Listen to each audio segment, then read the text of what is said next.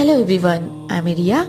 আজকে তোমাদের সবার রিকোয়েস্টে আমাদের যোগ শিক্ষা নিকেতনের বড়দের ক্লাস নিয়ে কিছু ইনফরমেশন দেওয়ার জন্য এই ভিডিওটা করলাম।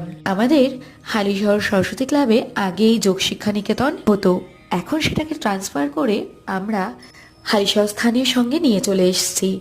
টাইম কিন্তু আমাদের একই আছে, শুক্র শনি রবি বিকেল 5টা থেকে 6টা পর্যন্ত।